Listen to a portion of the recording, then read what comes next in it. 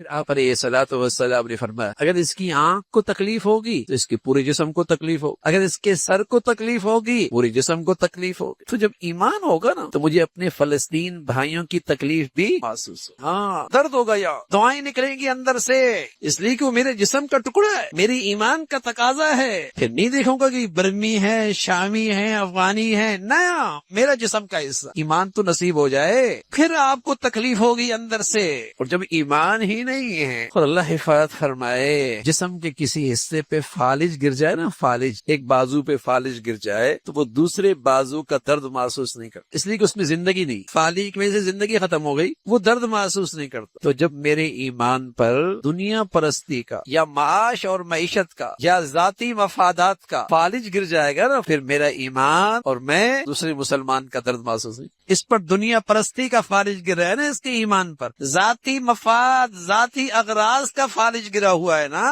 اس لیے دوسرے مسلمان کا درد محسوس نہیں کرتا۔ تو پیارے نبی تو فرمایا کرتے تھے اگر واقعی ایمان ہے نا تو پوری امت مسلمہ اور پوری ملت اسلامیہ اور تمام ایمان والے ایک جسم کی مانند ہیں، ایک جان کی طرح ہیں۔ بتائیے اگر اللہ ہمیں ایمان کی حقیقت نصیب فرما دیتا اور مسلمان آج ایک جان کی طرح ہوتے، بتائیے آج مسلمانوں کی عزت پامال ہوتی، آج کئی مسلمان دنیا میں بیار و مددگار ہوتا۔ ایک غاصب ریاست کے مقابلے کے لیے، ایک دہشت گرد ریاست کے لیے ساری دنیا کفر اس کی پشت پہ کھڑا ہوتا ہے اور مسلمان اپنے بھائی کے لیے نہیں کھڑا ہوتا۔ ایمان پہ فالج گرا ہوا ہے اور ہماری بدعمالیوں کی وجہ سے پوری ملت اسلامیہ پر ایسے لوگ مسلط ہیں جو تو نام کے مسلمان ہیں، نام کے مسلمان۔ اگر واقعی ایمان کی حقیقت ہوتی المؤمنون کرجل واحد، ایمان والے تو ایک آدمی کی طرح ہوتے، ایک جسم کی طرح، ایک جان کی طرح، ان کے ایک جان کے کسی حصے کو تکلیف ملے انہیں اس کی تکلیف ہوگی، اس کا درد ہوگا، اس کی تکلیف محسوس کرے۔ تو میرے عزیزو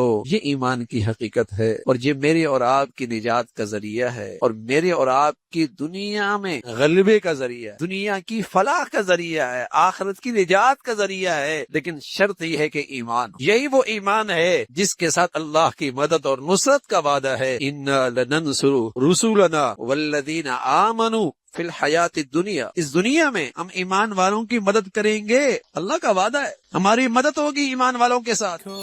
سوشل میڈیا پر سب سے قدیم اور سب سے ریلائبل برانڈ درسقرآن.com